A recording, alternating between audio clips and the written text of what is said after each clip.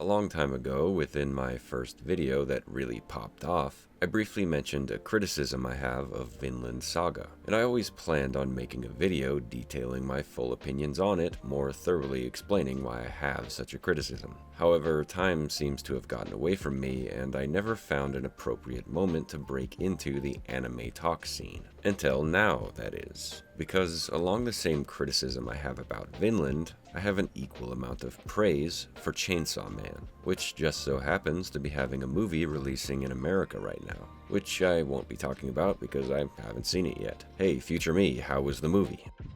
I don't know, I just got here. Okay, well, we'll check back in a bit, I guess. Anyway, let's get to the video.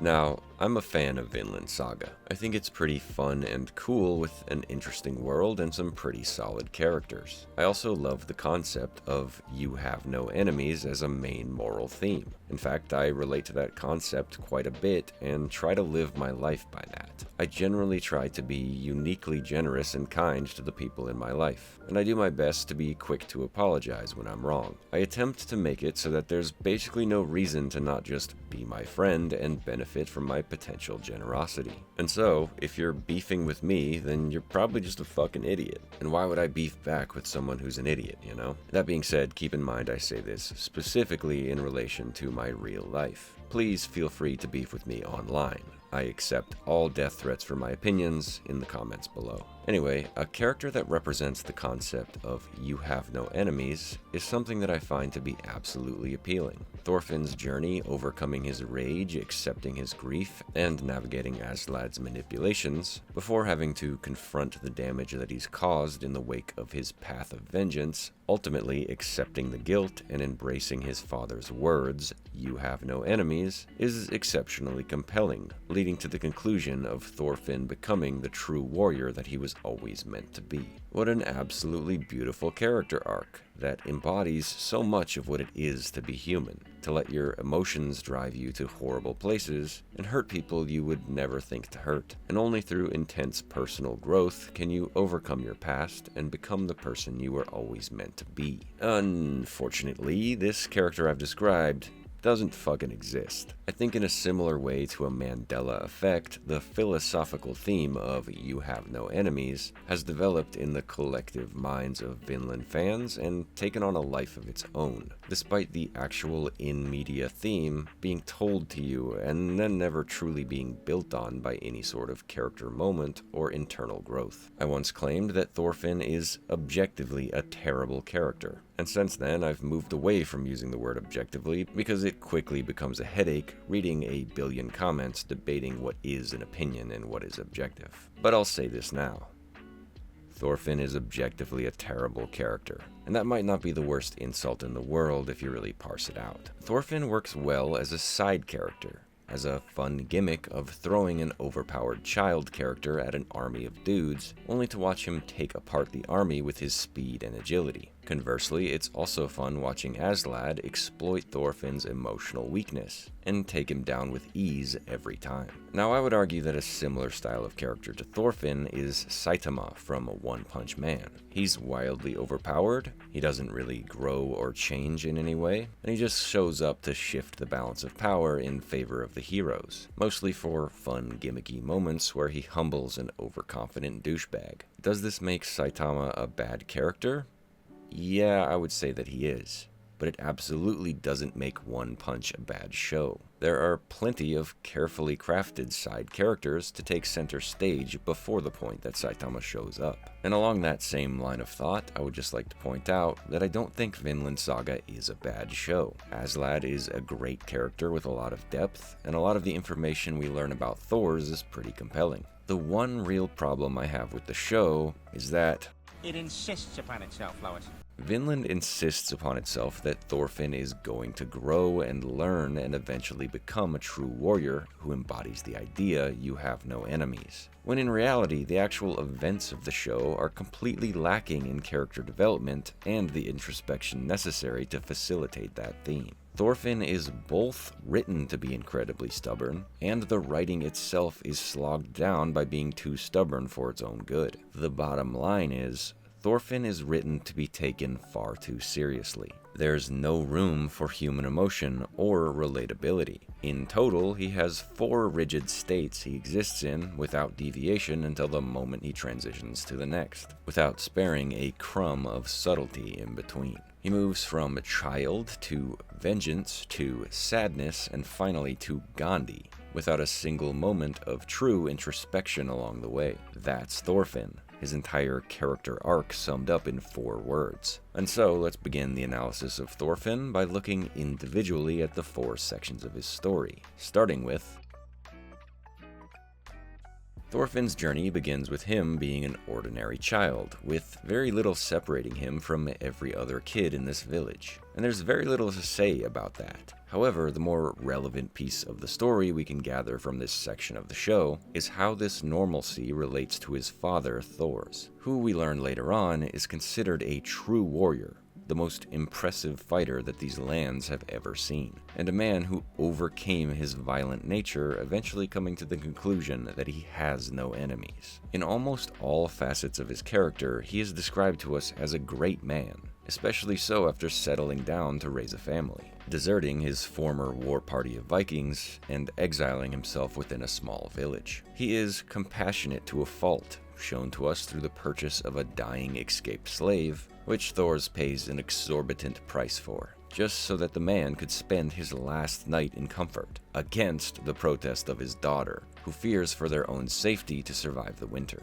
And this, to me, is where the cracks in Thor's character really start to show, because despite his overall aura of greatness, his children are both remarkably average. It seems like they've never even gleaned a bit of wisdom or compassion from their ever-so-great father. Ylva consistently laments that her family doesn't own a single slave and that they have to do all of their work themselves. And I'm not saying that it's not expected for an ordinary teenager to complain about housework, but at the very least, I would assume that a man of such moral standing as Thor's would teach his daughter that owning slaves is bad, right? But no, she was willing to sell out the runaway slave back to his owner the moment it became a danger to her, and she protested the purchase of his freedom at every step of the way. Does this realistically sound like the daughter of the true warrior Thors to you? I mean, sure, we as the reader are introduced to each of these characters within this first section of the story, but to me, it seems like these kids are just meeting their father for the first time alongside us. That obviously extends to Thorfinn as well, but to a lesser extent due to his age. Thorfinn becomes enamored by the concept of war and violence at a moment's notice, to the point where he cheats at a child's game and beats the fuck out of all of his childhood friends. He then immediately begins rummaging through Thor's belongings in search of a family weapon that he can bring into the coming war. And only then do we see Thors attempt to relate to his son and teach him the ways of anti-violence, telling him, "You have no enemies." We're left to assume that he's never before this moment tried to instill any sense of morality and compassion into his own son, the ultimate warrior who overcame the world of violence around him and fled from its clutches, all to raise a family in peace, never taught his son that violence kinda sucks until this very moment, when the war found him once more. I don't know about you, but the only conclusion I can reach with this base level of information we gathered in the intro to this series is that Thors is a bad father. He is emotionally and intellectually absent from his children's lives. Or he's built up a facade of being an ordinary dude so as to shield his children from what? Learning about compassion? He's sheltering them from the horrors of not enjoying slavery and war? And I'm not saying that he should have spilt his whole life story to them, spreading his secret identity as Thors the Troll. But really, none of his personality showed through, none of his wisdom was passed on. Bullshit. Thors is a terrible father. It's the only reasonable conclusion to come to. And that's just the beginning of the problems facing this series, because almost the entirety of Thorfinn's story hangs in the balance of Thors being the greatest father of all time, because there's no room for subtlety in Vinland Saga. Thors is the biggest, strongest, most wise and compassionate, and most mysterious man in the whole world. And losing a father like that must be the most tragic event that has ever happened in the history of time. I mean, how else can you justify Thorfinn's unrealistic reactions throughout the story? Anyway, the childhood section of the story wraps up with Thor's taking on Aslad's band of warriors single-handedly without a weapon. To me, this is the best scene in the show, where Thor displays his unyielding compassion through beating the shit out of the entire army without killing a single man. This is supposed to be the ultimate example of being a true warrior, fighting to defend your allies and beating the attacking force without turning them into your enemies. He's fighting for both sides at once, mediating the conflict and surviving by utilizing every skill he's mastered through his long career as a warrior. And after beating Aslad in a fair duel and refusing to kill him, Thor is backed into a corner by a barrage of arrows and Thorfinn being taken hostage, at which point he asks that his companions and his son be spared, sacrificing his life to bring an end to the conflict. What an absolutely perfect scene to describe who Thor's was, his legacy of anti-violence and strength, which ends as he accepts his fate and atones for his past in one sacrificial act to protect those around him. The only thing that could possibly ruin such a perfect scene is if someone who apparently barely knew the guy decided to mythologize the man as something he wholeheartedly stood against and swear to avenge his death. His sacrificial choice to die. Now I get that Thorfinn is just a dumb kid here, but that excuse can only go so far. Like I said, this story's moral theme insists upon itself. It is the ever-important narrative that Thorfinn goes through this emotional journey of growth to overcome his violent ways. However, he absolutely cannot be both a complex and deep character with a moral that speaks to the truth of human nature, while you're also expected to dismiss all of the unrealistic and unreasonable choices made as the decisions of a dumb kid. At some point, you have to assign responsibility for his actions, and wherever that point comes, the real character arc can begin. Unfortunately, the way I see it, that point comes arbitrarily at the very end of Season 2, but we'll get to that. For now, we're left with a dumb child who didn't know his father well enough to understand the reasoning behind his actions, but also cared about his father enough to swear a never-ending declaration of vengeance against his killer. And oddly enough, this story is almost aware of this fact, shown to us when Thorkel mocks Thorfinn for not actually knowing anything about Thors. The foundation of this story is built on some critical contradictions, but of course a total lack of subtlety. Thors is the greatest man who ever lived, full of strength and compassion, yet he raised two awful children, and Thorfinn loved his father more than anything in the world, enough so to throw his life away for. Yet he never knew the man and utterly failed to understand the significance of his actions, all of which needs to be put in place so that Thorfinn can arbitrarily end up in the next section of his rigid-ass life.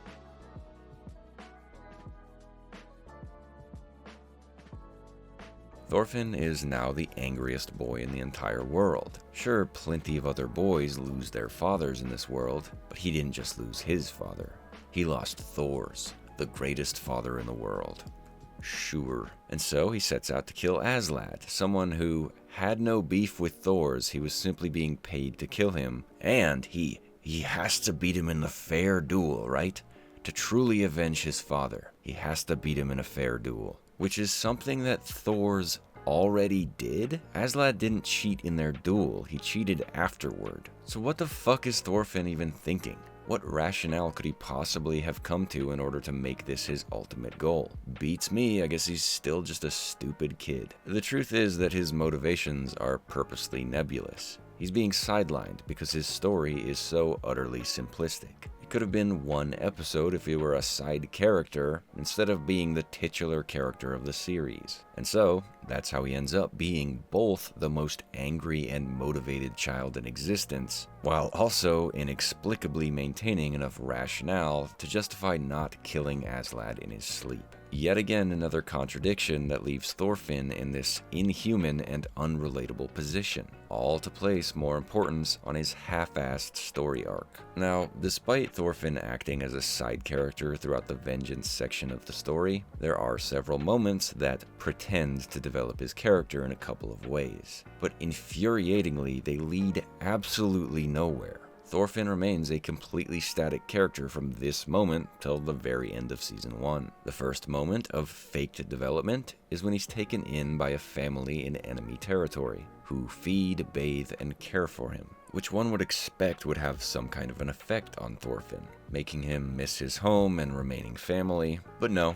He instead betrays them, signals for Aslad to attack their village, and it's never mentioned again. And then there's the dream sequences where Thorfinn speaks with his father, who encourages him to give up on his quest for vengeance, which is such a baffling thing to add to the story for no reason whatsoever. It has no bearing on Thorfinn's motivation for vengeance, and unless it's literally Thor's visiting him from the afterlife, then we can assume that Thorfinn knows that his motivations are fucking stupid, yet he's assigning that knowledge to an imagined version of his father, whom he's supposed to care about more than anything in the world, all so that he can just ignore him. If that's the case, then he's actively avenging his father, who he knows doesn't want to be avenged, all while killing God knows how many innocent people along the way. Finally, the most important moment of feigned character building is when Leif Erikson reunites with Thorfinn and begs him to come home. A scene with zero emotional weight because Thorfinn has zero chance of actually taking him up on the offer, and instead brushes him off by rambling about Vinland before reaffirming to himself that Aslan has to die. Now let me just reiterate, because I've expressed a ton of consecutive bits of negativity so far, I like Vinland Saga, because this whole time that Thorfinn is fumbling through his incompetence and confused motivations and lack of nuance, Canute, Thorkel, and most importantly Aslad are carrying the show with their respective arcs and motivations. Aslad in particular has so much depth that you might be assuming, like I did upon my first viewing of the series, that in reality he's developing a soft spot for Thorfinn, after having proved his worth by surviving for like 10 years, and by being a considerably useful pawn to him. Along the same line of thought, Thorfinn's confused motivations and confusing relationship with the mythologized version of his father in his head might lead you to believe that deep down, Aslad has become a sort of tough love, harsh realist father figure to Thorfinn. Or at the bare minimum, there's been at least some kind of a Stockholm Syndrome style of relationship built between them. You know, something realistic and human and relatable, which is admittedly an interesting turn of events to mentally chew on. Thorfinn ends up spending over a decade by Aslad's side, which dwarfs the few conscious years he spent with Thor's, which can be minimalized further in that the majority of that time he assumed that Thor's was just a regular guy. The comparison between the two leaves little room for contest. It's between a dude who's blood related but Thorfinn only really knew for a couple of years, most of which was spent in a facade of dishonesty and secrecy, or a charismatic leader who he spent the majority of his life with, and who's honestly been pretty understanding about the whole revenge thing. There is certainly a potential intrigue there in the mental turmoil of coming to terms with an unwanted appreciation having developed for a dude you vowed to kill. And when Aslad is tragically cut down by Canute in a sacrificial moment meant to give legitimacy to Canute's claim to the throne, which in turn protects Aslad's homeland, Thorfinn isn't just losing his life's purpose, losing his revenge, but he's also losing another father figure, which sends him into a grief-filled madness.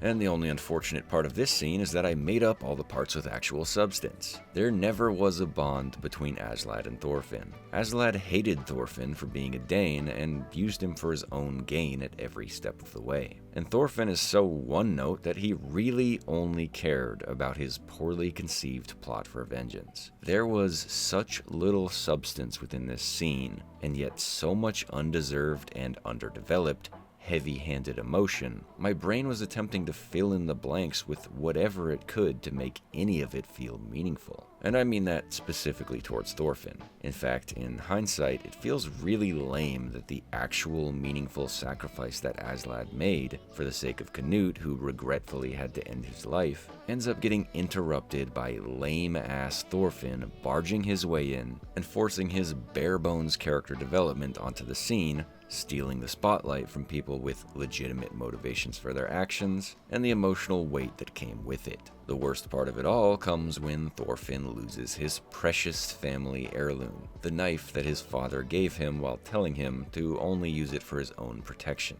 This could have been used as a powerful storytelling device where Thorfinn eventually comes to terms with the knife's true value as a means of protecting people. He could come to resent the blade for a while, seeing all the needless death he's dealt with it over the years, but ultimately he gives it new meaning as he grows into a true warrior. But no, instead, it's a heavy-handed metaphor for vengeance. That's all it meant to him. Losing it meant losing his purpose.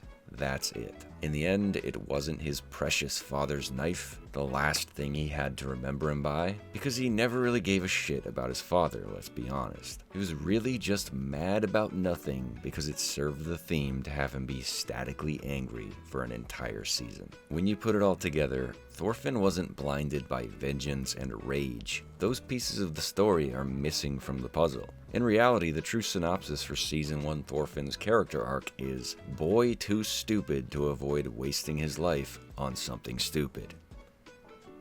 Actually, when you put it like that, he is hella relatable, just not for the reason he should be. And the story seems to be somewhat aware of this, as the final chapter of this first arc of the manga and the final episode of Season 1 are both named the end of the prologue. And that's pretty reassuring to hear.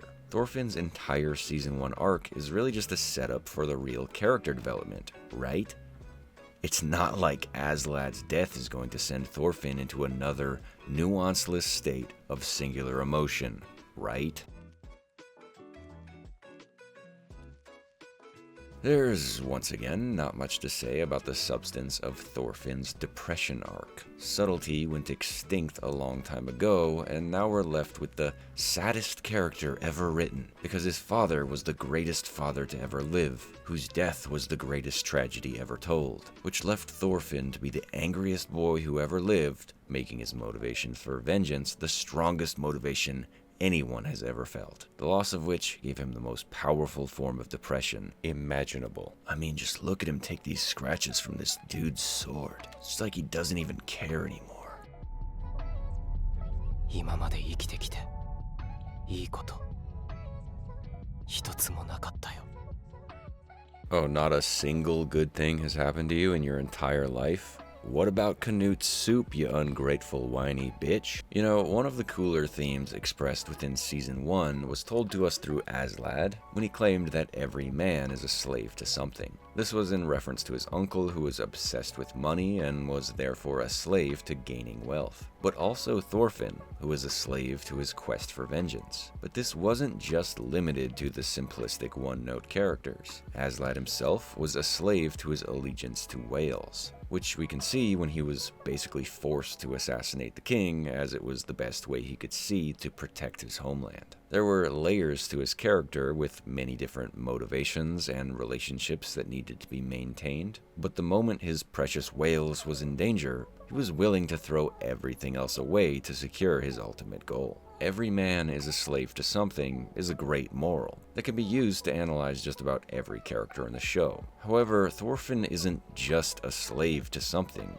he is only a slave to something. That is his entire character. As a child, he was briefly a slave to the idea of the glory of war. Then he becomes a slave to vengeance. And now he's a slave to his depression, leaving little room for anything else to break through. In reality, this just means that Thorfinn is the absolute most boring main character to ever be written. He is consistently the most passive character in the show, and due to that, we're once again forced to have a separate story take center stage, while Thorfinn gets sidelined to pad the runtime of his simple story. And so, enter Einar, a character that we don't really care all that much about because his story is pretty simplistic. He's a slave, and he doesn't want to be anymore. The only relevance he has to the story is his proximity to Thorfinn, and his can-do attitude, which plays against Thorfinn's resignation to slavery. Einar is a fine enough character, but he doesn't have all that much going on.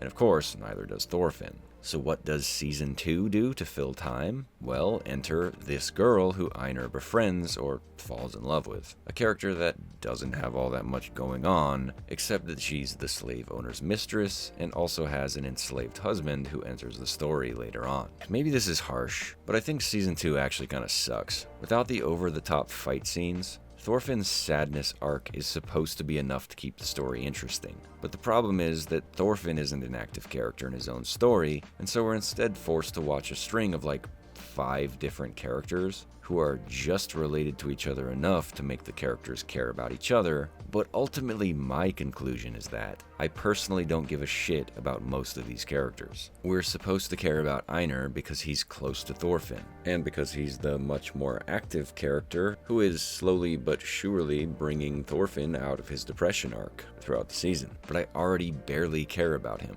We're supposed to care about the girl he's simping for, and I'm already beyond caring about her, which is before the point when her husband enters the show and we're supposed to care about him, and I just don't. In my opinion, this is all just filler slop to make it seem like enough time has passed for Thorfinn to snap out of his depression. And just enough setup for Thorfinn to have this showdown with Snake, where he heroically fights unarmed, beats back Snake, but eventually, unfortunately, loses enough ground for Snake to stab Garter and for Garter to in turn choke Snake nearly to death. And you know, I really like this scene. After a ton of filler and heavy-handed numbness, Thorfinn finally takes a stand as a person and decides to fight for his friends. He chooses anti-violence and, like his father, becomes a true warrior who actively fights for both sides of the conflict in an effort to avoid all bloodshed. And after just barely failing in his endeavor and watching both men attempt to kill each other against his protests, he's mature enough to move past his failure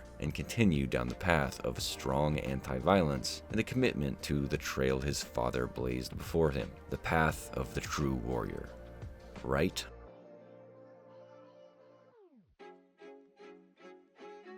Jesus Christ, this show actually sucks, doesn't it?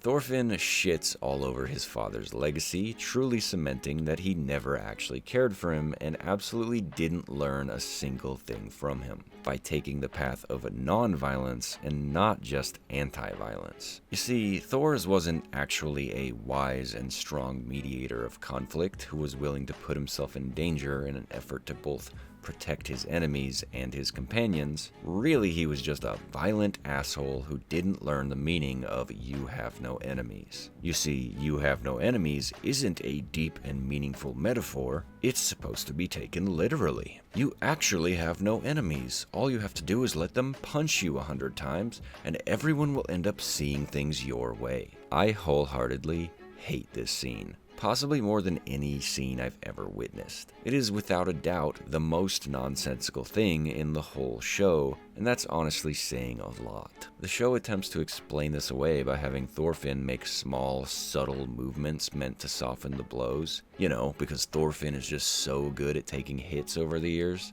he's developed the skills to mitigate damage like that. Bull fucking shit. Thorfinn was always portrayed as a glass cannon. He was only able to survive by being quick enough to avoid damage entirely.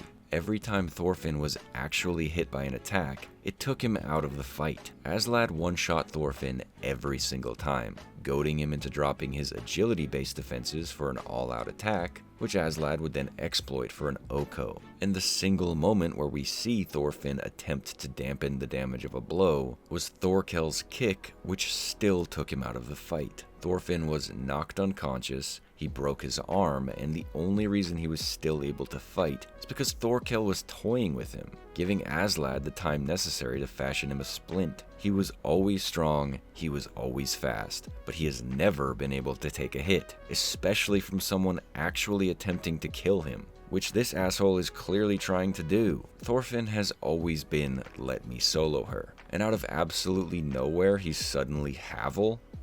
Bullshit. And that leads me to another question. Why the fuck is Thorfinn so small? Being short was always supposed to be a factor of him being a child, but now he's an adult, so why the fuck is he still short? I mean, let's just take a quick look at his lineage. His father is Thor's, who isn't necessarily all that tall, but is a big dude who had the strength to row an entire side of Viking ships by himself, so he must have had some kind of short genes on his mother's side, right? Oh wait, his mother is the daughter of the leader of the Jom's Vikings. You know, also the brother of fucking Thorkel the Tall? Did the author forget that Thorfinn was only short because he was a child? Can this character grow in any facet of design or in any other way that isn't completely fabricated and nonsensical? The answer is no, he's just Gandhi now. And why? Because the season is ending soon. So once again, we have to see Thorfinn undergo an undeserved dramatic change to his personality. There is nothing whatsoever that should have led Thorfinn to ultimately land on pacifism as his final theology of violence. And I think there's a poignant George Orwell quote that can help me to describe why. Pacifism is objectively pro-fascist. This is elementary common sense. If you hamper the war effort on one side, you automatically help out that of the other.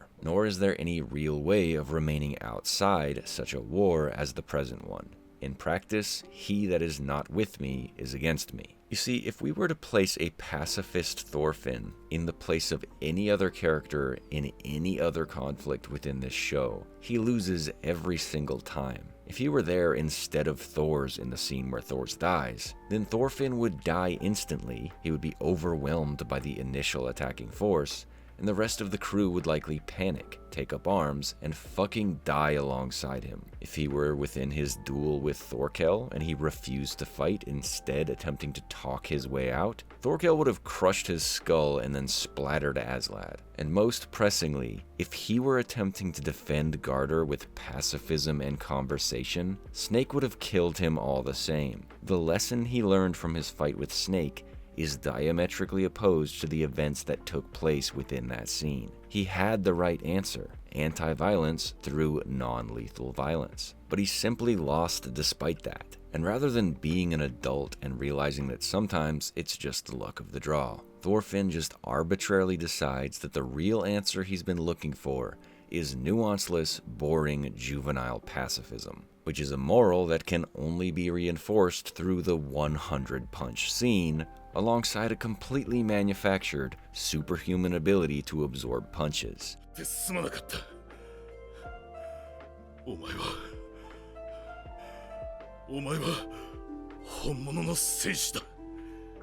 Fucking embarrassing and cringe.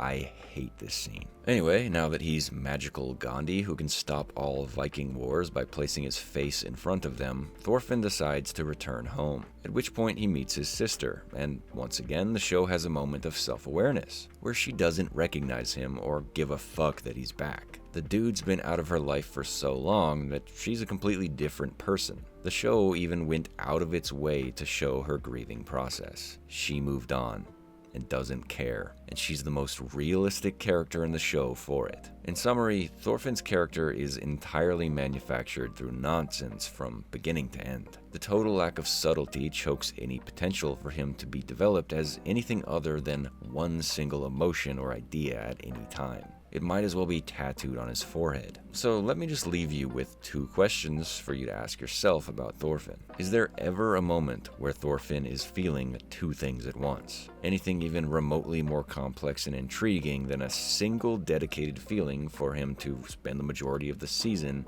in a default state of? And is there even more than a couple moments where Thorfinn is an active character in his own story? I would love to hear in the comments below. But besides that, I just want to say, if Vinland Saga's theme of anti-violence through the phrase "you have no enemies" spoke to you and helped you grow as a person, I'm not trying to take that away from you in any way. Thorfinn being a terrible character doesn't change how meaningful the sentiments of the story's forced theme might be to you. And at the end of the day, if you're the one who decided to make changes and grow as a person, isn't that a considerably more impressive feat than attributing those moments of personal growth to a paper-thin anime character? Anyway, that's about all I have to say about Vinland Saga, a show that suffers greatly from taking itself wholly too seriously.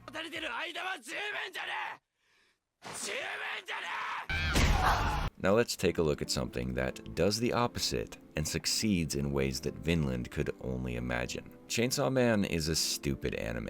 It's a stupid manga. It has a stupid main character with a stupid motivation, and its fanbase is the stupidest of all. And in my humble opinion, I think it's the greatest manga that I've ever read by an incredibly wide margin. And that if the anime continues the way it's going, it will be the best anime ever made. And it all starts with Denji, a character that's human and relatable to a fault. Denji is a simple dude. He's broke, uneducated, he's never had a girlfriend, he's willing to degrade himself for money, he's basically a loser in all aspects of his life. But Denji has a dream. You see, Denji is a near-perfect representation of Maslow's hierarchy of needs. In the beginning, he's just barely scraping by with just enough food to survive and a small shack to give him shelter. He's forced to work for the Yakuza, doing odd jobs, selling his organs, and slaying devils with his pet chainsaw doggy, Pochita. Denji is on the lowest rung of the hierarchy of needs, with little hope for upwards mobility of any kind. His dream isn't some far-fetched idea of becoming the greatest devil slayer or becoming wealthy beyond measure. He just wants toast with jam and butter and to chat up girls. And so when Makima shows up and offers him everything he could ever want, all at the low price of his personal autonomy, it's a perfectly reasonable deal to him because autonomy is considerably higher on the hierarchy of needs than he would ever have hoped to achieve anyway. Entering the public safety devil hunters gives Denji immediate access to the next tier of his needs. So long as he's perfectly obedient to Makima, he'll always have access to some spending money, a place to live, and most importantly, the resources necessary to craft Super Toast, a once far-off dream of his, now a daily pleasure. You see how the motivations of each character, even if simple and human, drive each character to their desired goal. Makima obviously wants control, and so she's a master of manipulating the tiny things that get Denji and Aki to spin her conspiracies for her, often by simple means, such as implying that Aki is the one public safety member that she trusts most, leveraging his infatuation for her, which results in him reluctantly but now pridefully taking in power and letting them all live together despite their aversions towards one another. Keep in mind, Denji and Aki's relationship began with jealousy towards one another in regards to Makima's affection, which results in a volley of nutshots. And by the end of season 1, the two engage in mutual nutshots on the antagonist, purely out of camaraderie and celebration of their victory together. It's fucking stupid, but it's completely relatable and human, and it shows a true character growth between them. And speaking of stupid, Denji has progressed further up the hierarchy of needs, with his new goal being to feel up some titties, which is obviously the equivalent of meaningful relationships within the mind of a traumatized teenage boy. It has layers to it because Denji might be incredibly simple, but Chainsaw Man, the anime, the manga, is certainly not. Denji eventually does get to squeeze a big old set of titties, and instead of jumping for joy in a gooner state of ecstasy, he's disappointed. Disappointed because he wasn't smart enough to know that what he was really craving was something that he inadvertently had already been building to the whole time. Long-term, meaningful relationships with his friends Aki and Power, a family specifically built for him through Makima's manipulations. However, due to the disappointment, Denji seeks wisdom from Makima, which allows her the opportunity to guide him further down her plots for him, by offering the next stage in his hierarchy of needs, which is facilitated through a thinly veiled sexual advance. Once again, Denji's teenage brain is enamored by the concept of meaningful sexual experience, but the greater psychological reality is, he's really just progressing to the esteem section of his needs. Makima gives him a true goal in regards to his occupation as a devil hunter, which is to recover the gun flesh of the gun devil, an impressive feat that will undoubtedly build Denji's self-confidence, cause him to gain respect from his colleagues, demonstrate his skills and value as a devil hunter, and finally he'll have accomplished his goal, something he was goaded into pursuing purely because he wants to fuck Makima. And that's basically where season 1 ends, with Denji constantly not only fighting for his life, but fighting for his dream life, in whatever form that might take. Now at this point we enter the Reze arc, and so I'll say once again, full spoilers, go watch the movie and read the entire manga before continuing this video. Trust me, you don't want me spoiling anything, well, more than I already may have. When I first read through the manga, I attempted to ration it out, buying one book every couple of weeks because manga is fucking expensive. But I ended up getting so engrossed by the storytelling and the sick-ass action scenes that I eventually ended up buying the remaining, 8 books I still needed because I just couldn't put it down. It really has incredible writing. Anyway, the Reze arc is Denji's first chance to dip his toes into the final stage of the hierarchy of needs. This is the first time that Denji is offered the chance to make a large-scale decision about his future, and not just simple goals with simple emotions driving them. He actively agonizes about his affections toward Makima, someone he's sworn his heart to, and compares that to this new player in his life who offers something more complex. There's obviously some room for debate for the legitimacy of the romance between Reze and Denji, but it is undeniable that in Denji's case, the love he felt for her was real. And even if he's unable to fully process why, it was certainly more real than his love for Makima, which he expresses to Reze by eventually offering to run away with her, even if that meant potentially sacrificing a lot of what he's built in his life so far. And don't get me wrong, Denji is being stupid here, but he's not being irrational. The feelings he held for Reze represent the ultimate peak of his dreams. It's a stupid decision made rational when taking into account his realistic and relatable feelings. Most of us have met someone that we would have thrown our lives away for, and Denji's stupidity could largely be the reason that Reze actually falls for him, because it humanizes him and in turn reflects her own potential to be human despite her devil origins. There's a theory that Reze was originally going to kill Denji the moment she got him alone in the phone booth, which is reinforced by her saying that she made a mistake by not killing him earlier in the midst of their final showdown, and is also reinforced further when her defeat is vaguely attributed to her decision to teach Denji how to swim. The theory says that Reze held her blade in the phone booth because Denji caught her off guard by vomiting up a flower for her. He was a weird, awkward guy who didn't know how to act in front of a pretty girl, and yet wanted to do something nice for her, which results in this iconic panel that I think we can assume at least shows some amount of genuine emotion from Reze. I'd like to believe that from this moment onward, Reze became conflicted with her task to obtain Denji's heart. There was no real reason that she should have to manipulate Denji. He is vulnerable to a fault at every step of the way, every moment they spent together. And it's only after she asks him to run away with her, at which point he laments all the things he would lose if he were to agree, that she truly commits to taking his chainsaw heart. None of that was necessary for her. She is incredibly strong and stood a good chance against Denji at any point they were together. All of this builds to Denji crying out in the middle of their battle saying, "Everybody's after my chainsaw heart. What about my heart? Denji's. Does nobody want that?" But I think the tragic truth is, she did want Denji's heart. She just couldn't afford any half measures. But no, Chainsaw Man is just a gooner anime, right? Because power has huge tits. Denji is a simplistic, stupid character, but is written to be incredibly complex. He has nowhere to go but up because he starts the story at the very bottom of the hierarchy of needs. And every moment of growth is met with a realization that he has so much further to reach. Unfortunately, potentially until the end of the story, Denji will never fully claim that final rung of the hierarchy of needs. He will always be knocked down by fate or by malice, because he always needs something to want, something to dream about. And that leaves him to be a wildly active character in this story. And he is not the only incredible character in this story.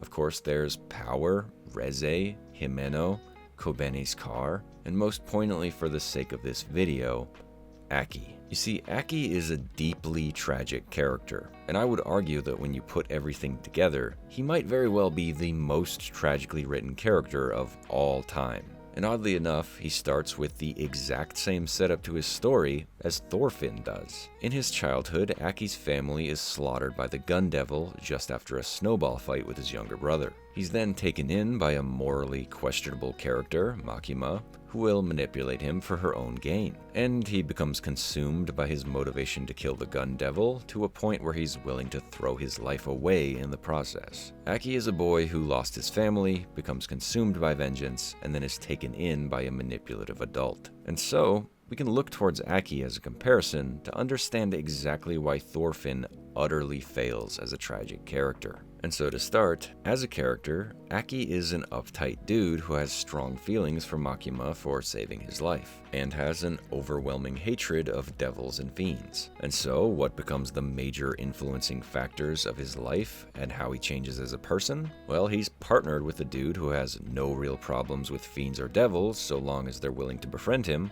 and also who has a thing for Makima, and results in the aforementioned scuffle, including several blows from the testicle devil. And that is such a silly way for this ultimately tragic character to be treated, to a point where he's not being handled like this one-note sad sack conduit for a revenge plot. He's not even thinking about his revenge at this point. He's jealous, and he's probably angry, and his nuts hurt. But at the end of the day, he is entirely obedient to Makima's wishes. It humanizes his experience because even if he was being a jealous dickhead to Denji, it's understandable that he would be frustrated, being that he's a very serious character that's being forced to deal with an idiot, specifically an idiot who's getting too much attention from his crush. What's worse is that he's soon after ordered to house Power in his apartment, leaving him to deal with two idiots, both with devil powers. Basically his worst nightmare imaginable. He's essentially surrounded by people constantly provoking him to anger, provoking him to express himself in ways that his doomer mindset might not want to engage with. But through this friction, everyone involved learns to grow and compromise in order to maintain their cushy lifestyles. Denji learns to live a more civilized way, appreciating the consistent delicious food and shelter, and he passes those lessons on to Power when she arrives. Aki learns to lighten up and take care of people around him,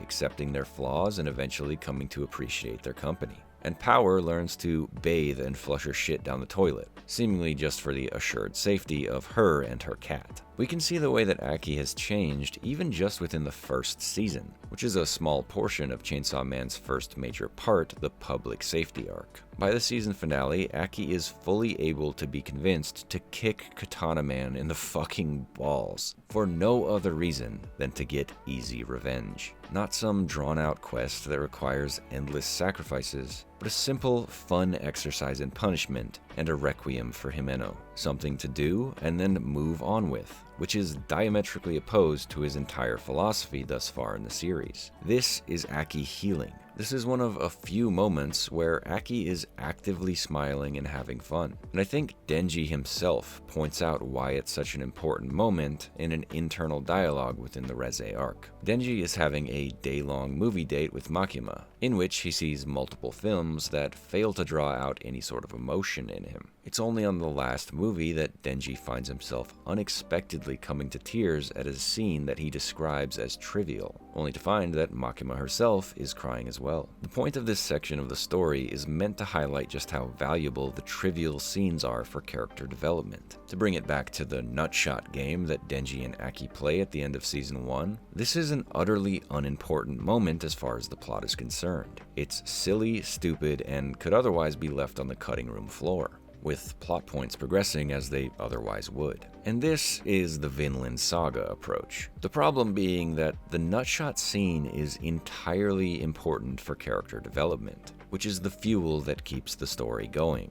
Where Vinland fails dramatically is that it peppers in fake moments of feigned development, where Thorfinn never changes, and we learn nothing new about him, because the plot was never going to allow him to even consider moving past his desires for vengeance, no matter how nonsensical it is. The big difference here is that stupidity for the sake of the plot kills any intrigue, whereas stupidity for the sake of character development enhances the plot equally as much as it enhances the characters it's developing. Aki is a wildly dynamic and realistic character. He begins his story as the same seemingly static, numb, vengeance-driven style of character as Thorfinn, but quickly shows his ability to grow when presented with the right situations and stimulus. He initially hates all devils, but quickly comes to care for power. He is originally so nihilistic, he's willing to trade his entire life away for a chance at revenge, but soon learns to appreciate easy revenge and therefore life itself. He falls in love with a femboy, Based, but is also dynamic enough of a character to not regret sacrificing several months of his lifespan to save the Angel Devil's life. Not because of his former nihilism, but now in spite of it, because he just doesn't want people to die around him anymore. And finally, after several more arcs, several more sacrifices, and with a dwindling lifespan to spend, Aki comes to the final point of his character arc, and the moment that for me cements him as the most tragic character in the history of literature. Aki has come to love and appreciate his life with Denji in power, so much so that he doesn't feel the need to pursue his revenge any further. The Gun Devil may have taken his family's lives right in front of him, but through immense personal growth, facilitated through the time he's spent with his family that he's built together with Denji in power, he's now willing to let go of that vengeance that has been dragging him down, and accept that the few years he has left are better spent trying to set up his devil friends up to have happy lives. That's his true goal now. That goal is instantly and horrifically and ironically ripped from him the moment he speaks it aloud. However, a couple major reveals were necessary for this tragedy to unfold. Firstly, Aki attempts to back himself, Denji, and Power out of the mission meant to finally take out the Gun Devil. This is the first moment where he shows that Denji and Power's lives are worth more to him than his revenge. Makima counters this by reminding Aki that Denji and Power belong to public safety, and while he has the option to back out, they certainly will not. At which point, Makima reveals that the Gun Devil isn't a single entity, but is instead a power that multiple countries hold, with differing percentages of gun flesh corresponding to the military might that the countries possess. This reveals to us that Aki has truly been played by Makima. He was always just a war orphan, being manipulated to fight against a manufactured threat. He had sold most of his life away for a lie, and now he would have to watch by the sidelines while the two most important people in his life are potentially killed for the sake of a country obtaining military might, or so he's told. Of course, the reality of the situation is an incredibly complex conspiracy constructed by Makima, but he doesn't know that. All he knows, through the future devil's foresight, is that if he doesn't do something to prevent the future, he's going to die by Denji's hand, the worst death imaginable. And so, he walks right into Makima's trap, begs for Denji and Power's freedom so that they might live happy lives, and she turns him into a gun fiend. She turns him into the thing he spent most of his life fighting against, just to pit him against Chainsaw Man so that Denji can win and gain public favor. The scene that follows uses the reoccurring motif of a door that Denji shouldn't open, because on the other side is the mutilated fiend corpse of his best friend. Now, understanding the resulting battle requires a bit of niche information that I can't be bothered to look up. I believe it's mentioned at one point when characters are talking about fiends, where it's stated that fiends are devils puppeteering corpses, but if the corpse is freshly killed enough, then the memories of the person stick around for a bit. And so, the battle that takes place between Denji and Aki is shown from two different perspectives: reality and the final hallucination of Aki's dying mind. From his perspective, he's a child again, in the moments before the Gun Devil took his family from him. But instead of a snowball fight with his brother, he's having it with a young Denji and Power, while also including any civilians in the area. Back in reality, his snowballs are actually bullets fired from the Gun Devil's weaponry, ripping Denji apart and killing innocent bystanders. And as chaotic and gruesome and horrifying as this all is, one of the most tragic aspects of it all is when we switch back to Aki's perspective. Pelting Denji with snowballs, he says, "I've never had this much fun in my life."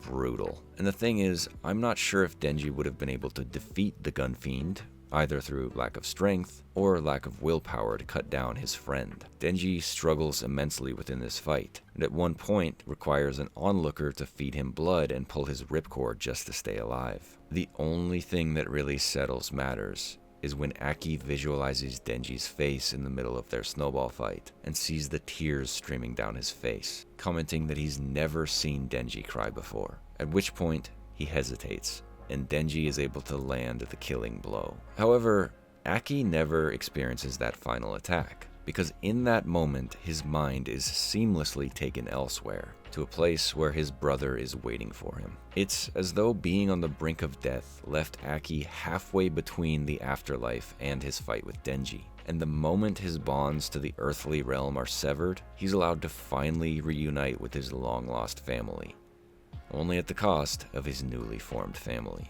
I have never before seen a character's death that was so perfectly miserable and beautiful. Every aspect of Aki's design is reworked into a fucked up reflection of his life in his final moments. He grows as a person and abandons his plot for revenge in favor of his new appreciation for his friends, and ends up attempting to kill them. He spends his whole life hunting down the Gun Devil, only for the Gun Devil to be a giant conspiracy which he is then forced to take part in. He begins the story hating fiends more than any other public safety devil hunter, and then he becomes one. And he was a miserable stoic for the majority of his life, burdened by survivor's guilt, only to find himself having more fun than he's ever had while unintentionally killing everyone around him. And the only bittersweet aspect of the whole ordeal is that he's dead and gets to enjoy his afterlife with his family. Aki truly died in the worst way possible for the Chainsaw Boy. Now, how about we wrap this up by checking back in with me from the future to see how I liked the Reze Arc movie. Whoops, looks like I went a little far there. Let's just roll that back a bit. Wait, did that say 2026? What the fuck? Okay, so this is live Jester in the midst of editing. I was planning on having a lot more production value for this end segment, but at this point I've been working on this video for a while and I've been sick the last week and I'd really just want to get it out. I was hoping to have released this the day that the Chainsaw Man movie came out, but unfortunately I lost some time due to not being able to record because I was sick and didn't want to sound bad. But as you can see, I still don't sound great, so hopefully it wasn't too distracting and grating. You know, I did the best I could with what I had. But anyway, how did I enjoy the Reze Arc movie? I thought it was incredible. I don't think they could have done the Reze Arc any better if they tried. I mean, they take so much time developing the romance side of it all, sparing no expense, so you know the emotional stakes that are taking place when the actual fight starts. And then, of course, once the fighting starts, it is fully balls to the wall until the very end of the movie. Of course, I loved Beam. I thought it was funny that he's voiced in the Japanese sub by the voice actor who does Okarun from Dandadan, which is kind of funny because in both properties he's playing as a guy with a monster form who's carrying around the main character on his back. I love to see the Angel Devil in lingerie. That was fire. Overall, there's just not enough good I could possibly say about it. And so yeah, I'm just gonna keep things short and get this video finished, and I guess we'll see if I have any enemies in the comments section after this, which I do kind of expect, but hey, maybe the Vinland Saga fans will impress me with their dedication to having no enemies and not getting pissed off by people talking shit about their favorite anime. But you know, if I did piss off any Vinland Saga fans, I think we should just settle this the way that our favorite properties would imply we should. You can let me hit you 100 times, and well, when I fight dudes, it's nuts or nothing. So, all jokes aside, I hope I didn't hurt anyone's feelings or anything. It's all just good fun at the end of the day. And on that note, I hope you enjoyed, and I'll catch you next time.